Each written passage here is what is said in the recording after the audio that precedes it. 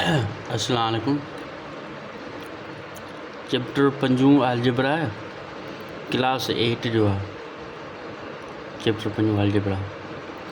हाणे अलजेब्रा जो इंट्रोडक्शन हुयो त अलजेब्रा के इंट्रोडक्शन करायो मोहम्मद बिन मूसा अल ख़वारिज़मी 780 खां 850 जी माना हिन तारीख़ ते ॼाओ, हिन तारीख़ ते गुज़ारियो। हिन खे फादर ऑफ मॉडर्न अलजेब्रा बि चयो वेंदो आहे।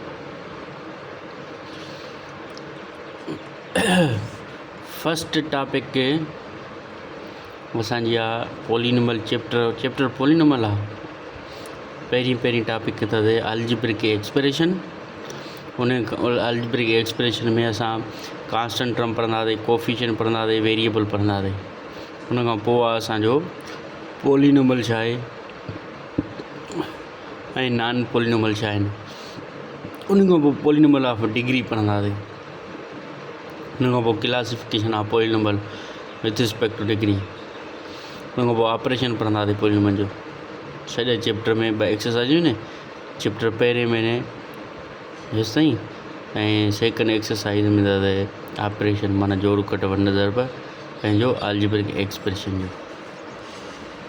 हाणे फर्स्ट टॉपिक आहे असांजी अलजेब्रिक एक्सप्रेशन। हाणे अलजेब्रिक एक्सप्रेशन आहे छा?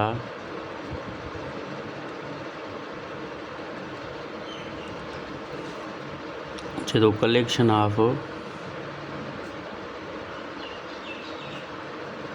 Variable and constant.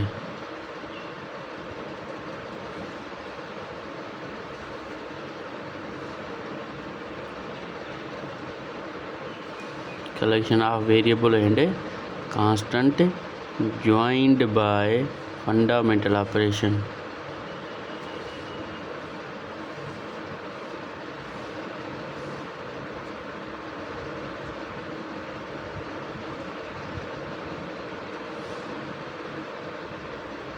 fundamental operation roots and power।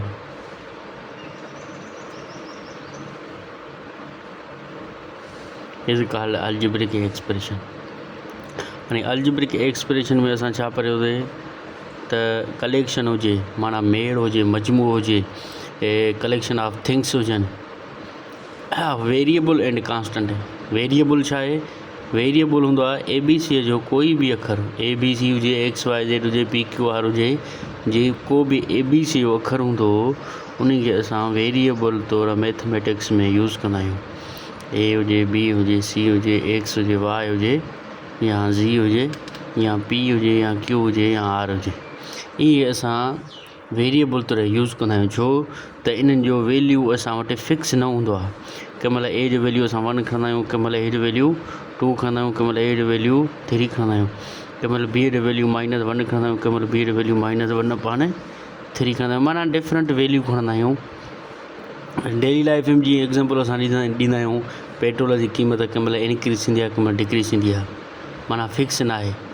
माना जेका डेली लाइफ में फिक्स जंहिंजो रेट न आहे, जंहिंजी फिक्स क़ीमत न आहे, उहा असांजी छा आहे? वेरिएबल आहे।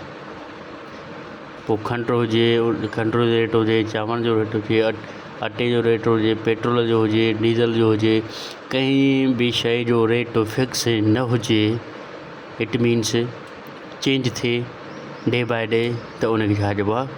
वेरिएबल चइबो आहे। उन खां पोइ कांस्टेंट। कांस्टेंट छा हूंदो आहे?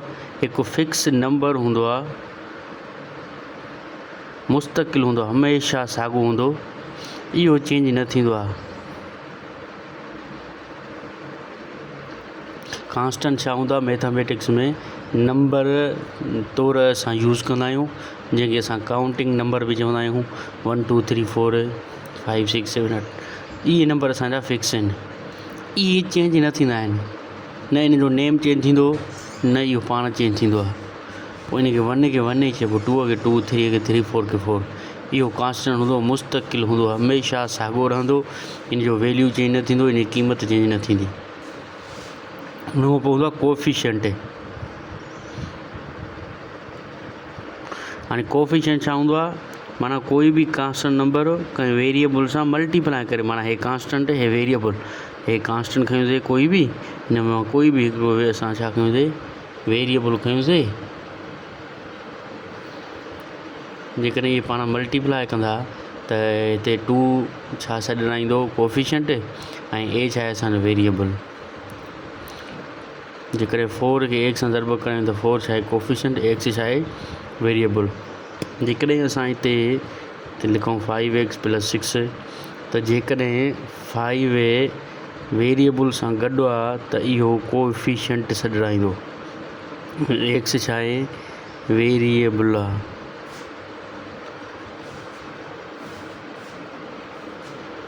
ऐं 6 छा आहे अकेलो इन सां वेरिएबल न आहे, त इहो छा आहे असांजो कांस्टेंट टर्म आहे। जंहिं बि नंबर सां वेरिएबल न हुजे उहो कांस्टेंट हूंदो,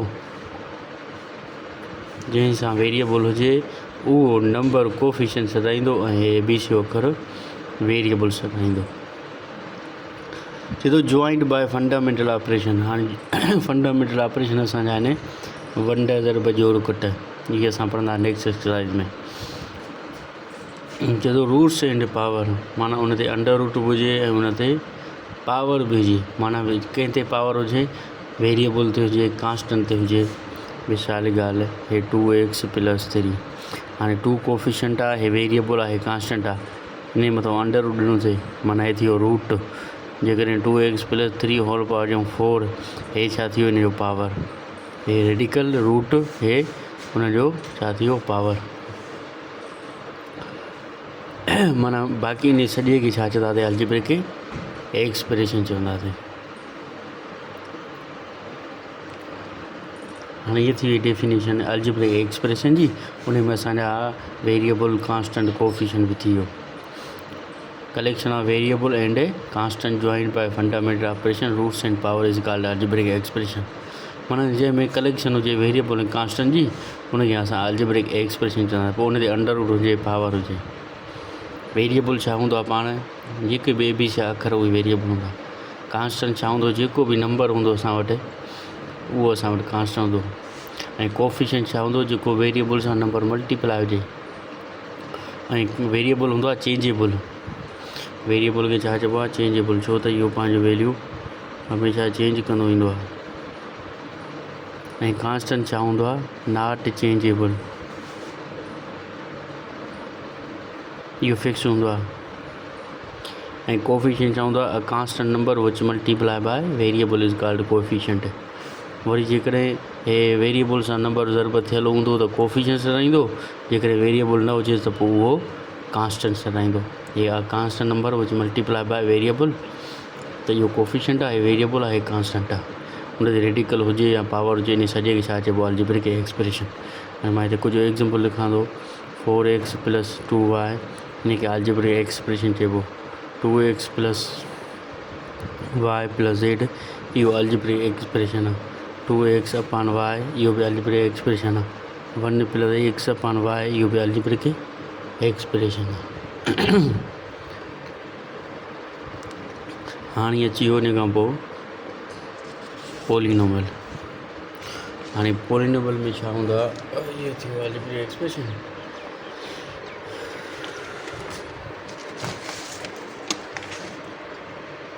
हाणे हुन खां पोइ सेकेंड टॉपिक आहे असांजी पॉलिनोमियल। पॉलिनोमियल छाखे चइबो आहे, a variable which raised to power positive power 0 is called polynomial. A variable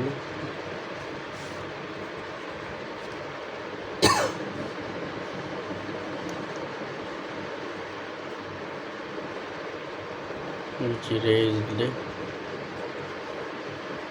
to power positive or 0 is called a polynomial। It means कहीं भी वेरिएबल ते पावर 0 हुजे या 4 हुजे या 5 हुजे या 1/(x⁻³ हुजे त हिनखे छा चइबो आहे पॉलिनोमियल चइबो आहे। x⁻0 इहो पॉलिनोमियल आहे, पर हिनखे असां ॿियो छा चवंदा आहियूं कांस्टेंट। इट मीन्स जेको कांस्टेंट टर्म हूंदो उहो बि असांजो पॉलिनोमियल हूंदो। कांस्टेंट 4, 5, 6, 7, 8, 1 परियाद इहे सभु छा आहिनि, जेके बि कांस्टेंट नंबर हूंदा उहे पॉलीनॉमियल हूंदा, छो त उन सां एक्स पावर 0 गॾियल हूंदो आहे, पर उनजो वैल्यू छा हूंदो आहे 1 हूंदो आहे। इन करे छा कोई कांस्टेंट नंबर जवाबु ईंदो आहे। माना इट मीन्स कांस्टेंट नंबर जेको बि हूंदो उहो असांजो पॉलीनॉमियल हूंदो।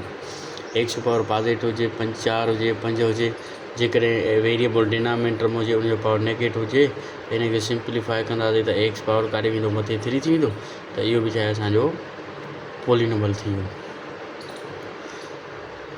ठीकु आहे। उन खां पोइ आहे असांजो पॉलीनॉमियल ऑफ डिग्री।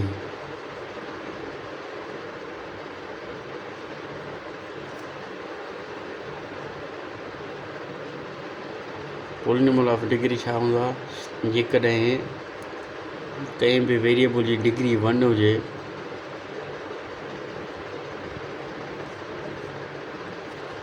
त 2x + 1 जो पावर छा आहे हिकु, त इनखे चइबो आहे लीनियर पॉलीनॉमियल।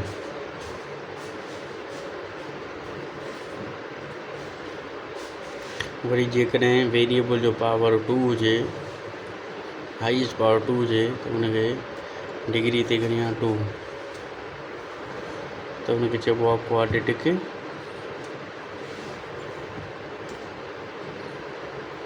पॉलीनॉमियल।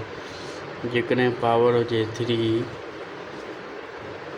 त उनखे चइबो क्यूबिक पॉलीनॉमियल। इन पावर डिग्री घणी हूंदी आहे 3। जेकॾहिं डिग्री हुजे 4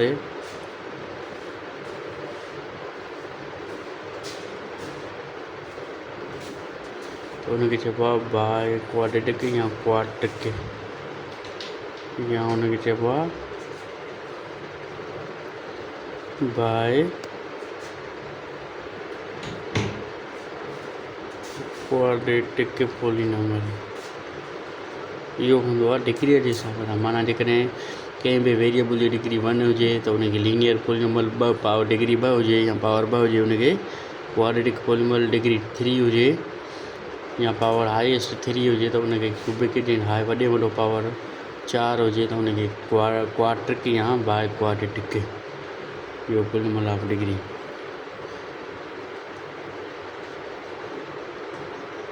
हुन खां पोइ हूंदो आहे क्लासिफिकेशन ऑफ पॉलीनॉमियल।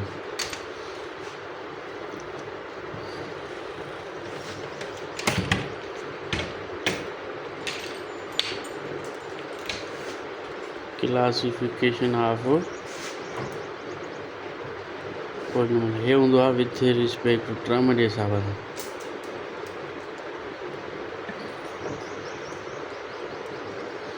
जेकॾहिं असां वटि हिकु टर्म हुजे, 2 टर्म हुजनि,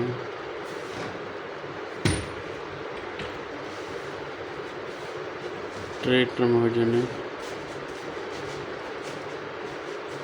4 टर्म हुजनि, हिकु टर्म खे छा चइबो आहे मोनोमियल। 2 टर्म हुजनि त उनखे चइबो आहे बायनोमियल। 3 टर्म हुजण खे चइबो आहे ट्राइनोमियल। 4 टर्म हुजण खे चइबो आहे मल्टीनोमियल।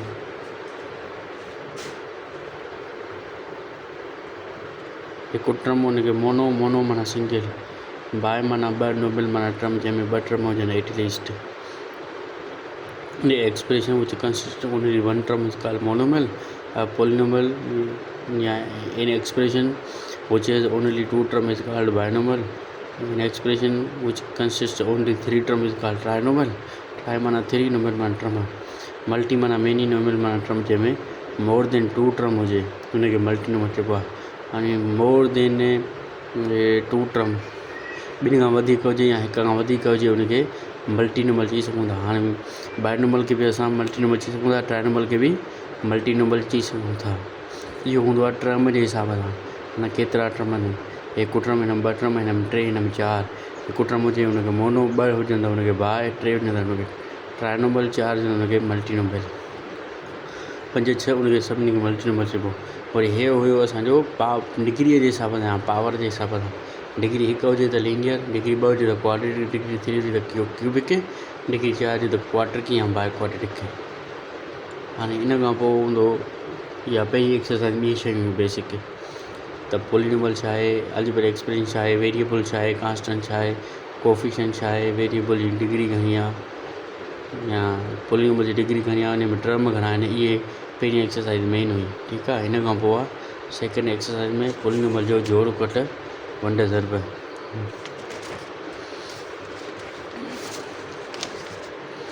हाणे अलजेब्रिक एक्सप्रेशन में असां जोड़ कट ज़रब ऐं वंड, जोड़ तॾहिं थींदो आहे ऐं कट तॾहिं थींदी आहे जॾहिं उहे टर्म लाइक टर्म हुजनि पाण में। लाइक टर्म कीअं हूंदा आहिनि, जीअं वेरिएबल जो पावर बि साॻियो हुजे ऐं बेस बि साॻियो हुजे त उनखे लाइक चइबो। जेकॾहिं बेस बि साॻियो हुजे ऐं पावर चेंज हुजे उनखे छा चइबो, हिन जो पावर 1 हिन जो पावर 2 त इनखे चइबो अनलाइक टर्म। इहे जोड़ न थींदा। जेकॾहिं वेरिएबल चेंज हुजनि ऐं पावर ॿिन्हिनि जा सेम हुजनि त बि इनखे छा चइबो आहे, अनलाइक टर्म चइबो। हाणे जोड़ 2x + 4y + 4x + 5y। हाणे x वारा x सां जोड़ कबा, y वारा y सां जोड़ कबा। 2x ऐं 4x 6x, 4y ऐं 5y 9y है आंसर। लाइक टर्म ई पाण में जोड़ थींदा आहिनि ऐं कट थींदा आहिनि। उन खां पोइ कट बि साॻिए तरीक़े सां 4x - 2y - 3x + 8y, पोइ 4x - 2y minus plus minus minus plus minus. हाणे 4x मां 3x वारा भाई 1x ऐं 8 ऐं 2 - 10y। मल्टीप्लाई में छा थींदो आहे, ॿ ब्रेकेटूं हमेशह छा कंदियूं पाण में मल्टीप्लाई कंदियूं आहिनि। पोइ हिन ब्रेकेट खे टोड़े हिन ब्रेकेट सां छा कराइबो आहे, मल्टीप्लाई कराइबो आहे। x खे x सां x², x खे 3 सां 3x, 2x सां 2x, 2 खे 3 सां 6, x² हे ॿई पाण में लाइक आहिनि त हे जोड़ थींदा। 5x + 6 multiply. हुन खां पोइ आख़िरी असांजो डिवीजन। ठीकु आहे। इहो इन जो मां एक्सरसाइज मोकिलियांव थो, इहा छा लिखियो इन खां बक़ाया डिवीजन वारो मां करे मोकिलियांव थो। इन में को क्वेश्चन का डिफ़िकल्टी हुजे त पोइ, का क्यूरी हुजे त पोइ ॿुधायो। ठीकु आहे। अल्लाह हाफ़िज़।